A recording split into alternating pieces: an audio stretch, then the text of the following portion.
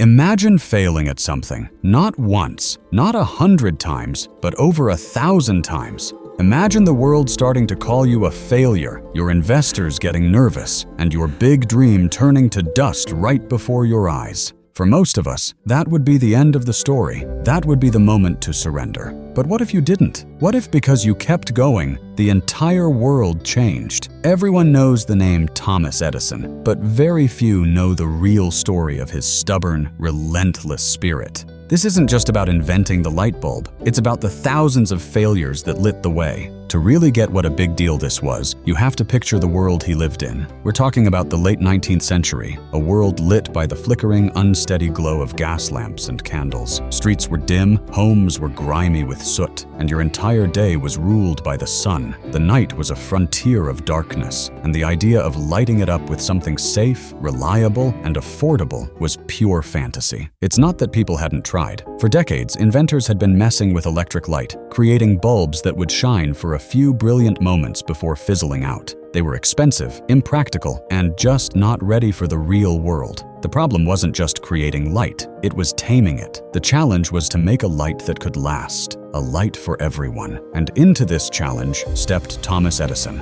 a man who saw not an impossible problem, but an opportunity just waiting to be solved. Edison's laboratory in Menlo Park, New Jersey wasn't some pristine, quiet place of deep thought. It was a workshop, a factory for ideas, and more often than not, a battlefield of broken glass and burnt-out wires. He didn't just want to invent a light bulb, he wanted to create an entire system, from the power plants to the light switch on your wall. And at the very heart of this massive puzzle was the hardest piece, the filament, that tiny little thread inside the bulb that had to glow but not burn. Edison and his team of muckers, as he called them, launched into one of the most exhaustive testing sprees in the history of invention. They started a systematic process of trial and error. They tried platinum, but it was too expensive. They tried carbon, but it burned up almost instantly. From there, they moved on to anything and everything they could think of. Cotton threads, wood splinters, and even hair from a visitor's beard were all carbonized and tested inside a vacuum-sealed bulb.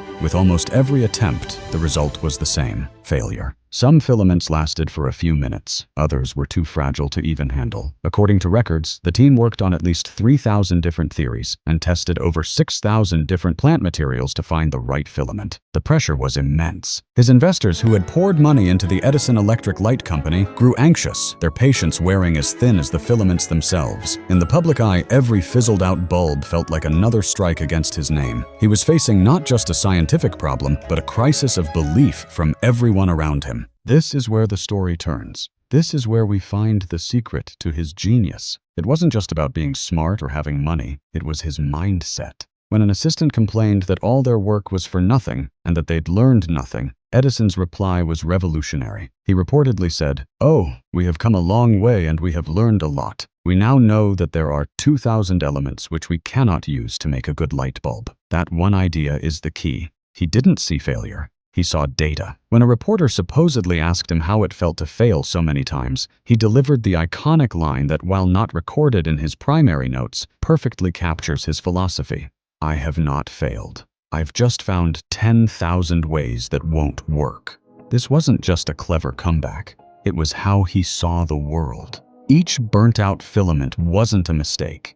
It was the successful elimination of a dead end, bringing him one step closer to the path that would work. He treated invention like a science experiment. There was no emotional baggage tied to success or failure. Both outcomes gave him valuable information. He kept hundreds of notebooks filled with meticulous records of every single experiment. This library of failures became his most powerful tool. When he hit a wall on one project, he'd sift through old notebooks and often find that a failed idea from years ago was the missing piece to a completely different puzzle. This perspective gave him the strength to endure what others couldn't. He even saw his partial deafness, the result of a childhood illness, as an advantage, saying it helped him concentrate in his noisy lab. While the world saw thousands of dead ends, Edison saw 1,000 necessary steps on a journey. After more than a year of nonstop work, the breakthrough finally came in the fall of 1879. The team was testing a simple carbonized cotton sewing thread. They carefully placed it inside a vacuum-sealed bulb, passed a current through it, and it lit up. But this time, it stayed lit.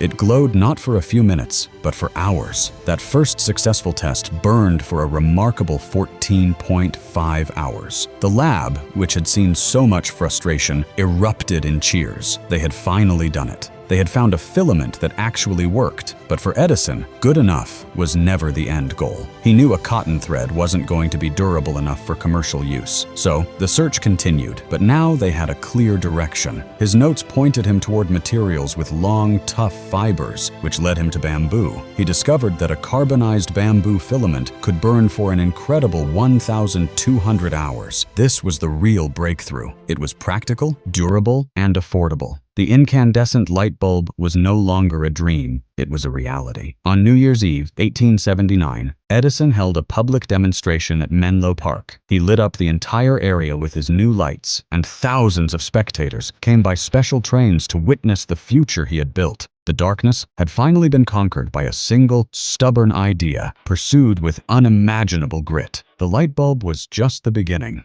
Edison's true legacy wasn't a single invention, but the entire system he built and the philosophy that drove him. He went on to file an unbelievable 1,093 U.S. patents for inventions like the phonograph and the motion picture camera. His method, combining systematic research, teamwork, and relentless trial and error, basically invented the modern R&D lab. He proved that innovation wasn't just a eureka moment. It was a process fueled by curiosity, documentation, and an unshakable belief that every failure is a lesson. This mindset never left him. In 1914, his entire factory complex in West Orange, New Jersey, burned to the ground in a massive fire, destroying years of work and prototypes. His son, Charles, found him calmly watching the flames. Instead of despairing, Edison, then in his late 60s, turned to his son with an almost childlike excitement and said, "Go get your mother and all her friends. They'll never see a fire like this again." When Charles worried about the devastating loss, Edison was unshaken. The very next morning, he gathered his employees and started rebuilding. So, what does a story about a 19th century inventor have to do with you? Turns out, everything. We live in a world that loves to celebrate instant success. We see the final product, the hit song, the successful company, the perfect career, and we rarely see the thousands of steps it took to get there. It's so easy to get discouraged when our first, 10th, or even 100th attempt doesn't work out. It's easy to look at our own failures and think they're the end of the road. Edison's story teaches us a different way to think. Think about your own life. What if your biggest failure isn't a failure at all? What if it's just step 27 or step 542 on your way to 1,000? The lesson from Edison's life isn't just never give up. It's deeper. It's to redefine your relationship with failure. See it not as a final judgment on you, but as an essential, unavoidable, and incredibly valuable part of any worthwhile journey. Every time you try something and it doesn't work, you've successfully discovered a way that won't work. You've gathered data. You have taken a step. As Edison is often quoted, our greatest weakness lies in giving up. The most certain way to succeed is always to try just one more time. Most people who fail are the ones who just didn't realize how incredibly close they were to success right when they decided to stop. So the next time you feel like you've failed, remember Thomas Edison. Remember the battlefield of burnt filaments and the library of notebooks filled with mistakes. Remember that each one of those was a tiny spark that helped light up the entire planet. Your journey is no different. You are on your own path of 1,000 steps. If this story hit home, share it with someone who needs to hear that their struggle isn't for nothing. Subscribe for more stories about the innovators and dreamers who changed the world, not in spite of their failures, but because of them. Don't be afraid to fail. Be afraid of not trying. Because your light bulb moment, your world-changing idea, could be just one more attempt away. Keep experimenting, keep learning, keep glowing.